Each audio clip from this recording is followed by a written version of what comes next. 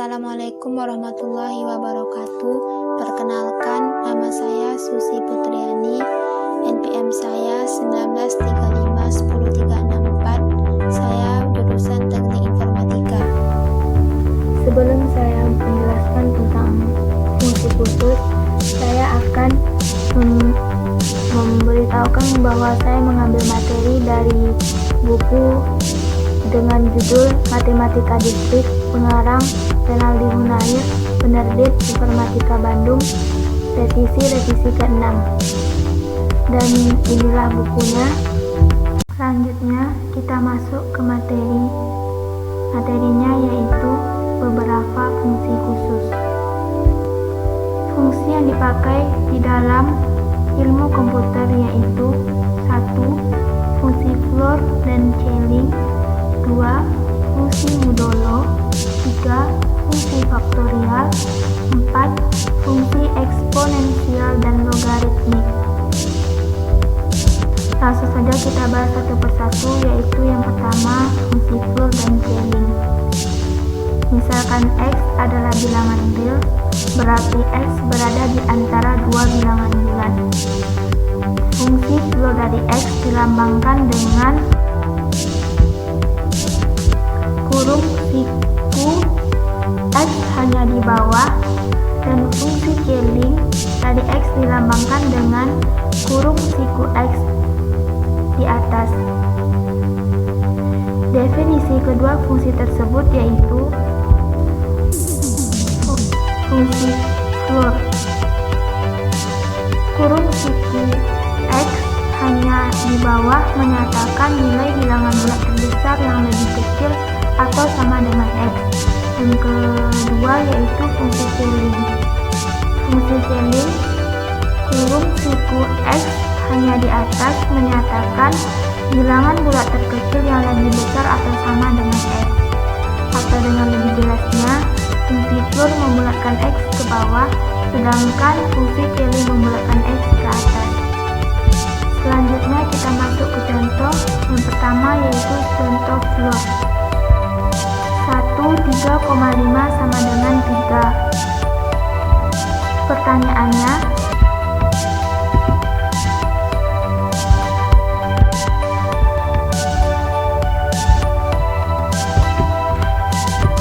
kenapa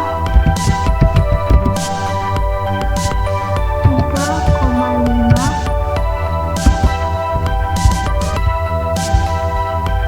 sama dengan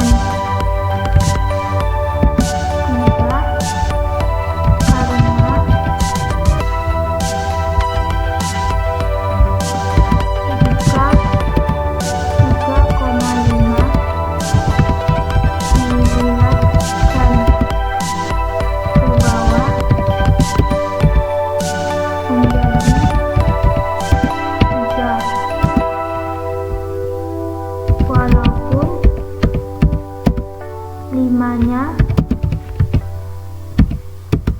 9, dia tetap 3 karena Floor membulatkan X ke bawah.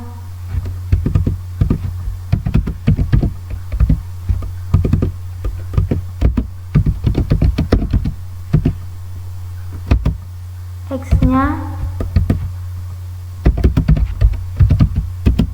yaitu 3,5. Jadi 3,5 sama dengan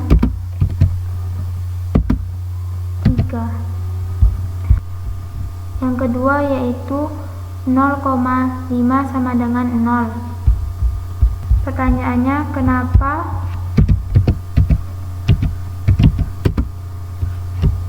0,5 sama dengan 0? Karena 0,5 jika dibulatkan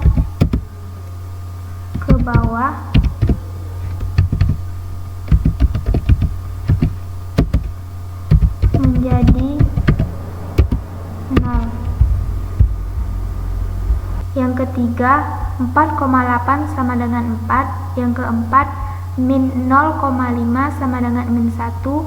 Yang kelima, min 3,5 sama dengan min 4. Yang keenam, 5,8 sama dengan 5. Contoh celing yaitu yang pertama, 3,5 sama dengan 4. Pertanyaannya, kenapa 3,5 sama dengan 4? Karena 3,5 jika dibulatkan ke atas menjadi 4. Walaupun misalnya 5-nya 1, maka dia tetap hasilnya 4 karena celing membulatkan ke atas, tidak membalas nilai di belakang koma atau desimal. 4,8 sama dengan 5. Karena 4,8 jika dibulatkan ke atas maka hasilnya 5. Karena celing membulatkan X ke atas, yang berperan sebagai X adalah 3,5. Contoh yang ketiga, 5,8 sama dengan 6. Yang keempat, min 0,5 sama dengan 0. Yang kelima, 8,9 sama dengan 10. Selanjutnya yaitu fungsi modulo. Fungsi modulo adalah fungsi dengan operator mod yang dalam hal ini A mod M memberikan sisa pembagian bilangan bulat bila A dibagi dengan M. Atau lebih rincinya, A mod M sama dengan R, sehingga A sama dengan M dikali Q ditambah R dengan 0 kecil dari R kecil dari M. Contohnya yaitu 1, 23 mod 5 sama dengan 3. Pertanyaannya, kenapa 23 mod 5 sama dengan 3? Karena 23 dibagi 5 memberikan hasil atau Q sama dengan 4 dan sisanya atau R sama dengan 3, atau ditulis dengan 23 sama dengan 5 dikali 4 ditambah 3. Keterangannya, A sama dengan M dikali Q ditambah R. 23 sama dengan 5 dikali 4 ditambah 3. Jadi 23 sebagai A, 5 sebagai M, 4 sebagai Q, dan R sebagai 3. Maka hasil 23 mod 5 sama dengan 3. Yang menjadi hasil dari modulo ini yaitu 3 atau R-nya. Contoh yang kedua yaitu 27 mod 3 sama dengan 0. Pertanyaannya, kenapa 27 mod 3 hasilnya 0? Karena 27 dibagi 3 hasilnya Q sama dengan 9, sisanya R sama dengan 0, atau ditulis sebagai 27 sama dengan 3 dikali 9 ditambah 0. R dikatakan sebagai hasil dari modulonya yaitu 0. Soal yang ketiga yaitu 15 mod 4 sama dengan 3. Yang keempat, 25 mod 7 sama dengan 4. Yang ketiga yaitu fungsi faktorial. Untuk sembarangan bilangan bulat tidak negatif n, faktorial dari n dilambangkan dengan n faktorial atau n tanda seru, didefinisikan sebagai n faktorial sama dengan 1 jika n-nya sama dengan 0. Dan jika n-nya besar dari 0, maka kita menggunakan cara ini, yaitu 1 dikali 2 dikali seterusnya dikali n dikurang 1 dikali n. Contohnya yaitu 1, 0 faktorial sama dengan 1. Pertanyaannya, kenapa 0 faktorial sama dengan 1? Karena berdasarkan ini kita tahu bahwa 0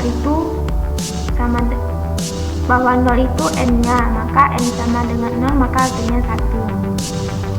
7 faktorial sama dengan 1 dikali 2 dikali 3 dikali 4 dikali 5 dikali 7 dikurang 1 dikali 7 sama dengan 1 dikali 2 dikali 3 dikali 4 dikali 5 dikali 6 dikali 7 sama dengan 5040. Pertanyaannya, kenapa 7 faktorial ini prosesnya seperti ini?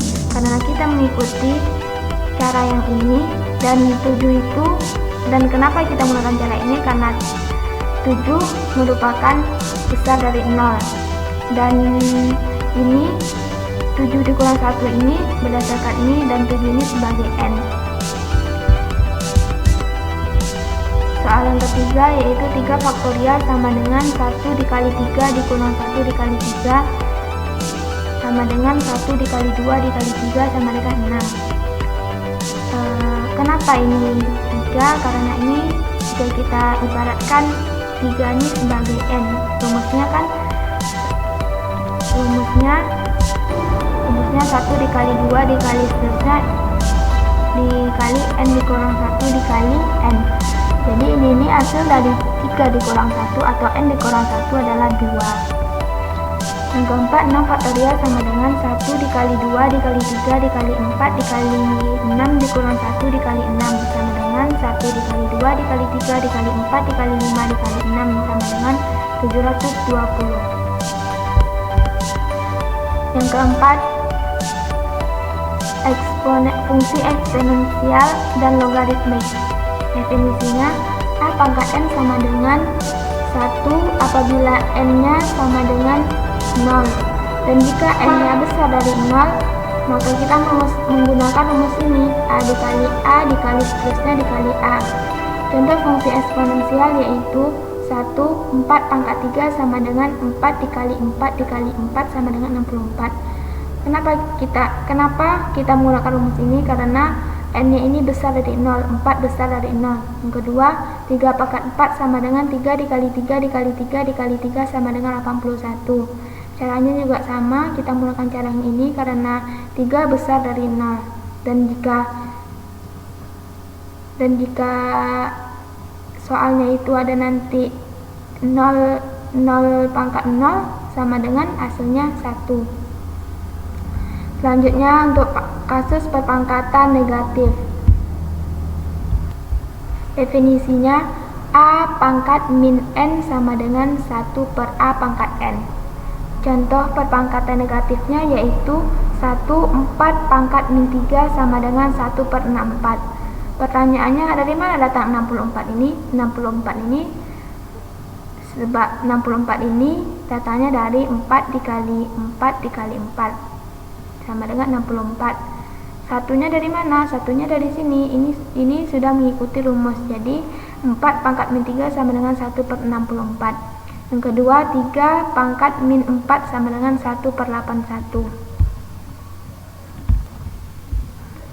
Fungsi logaritmik berbentuknya yaitu definisinya Y sama dengan A log X, di mana X sama dengan A pangkat Y.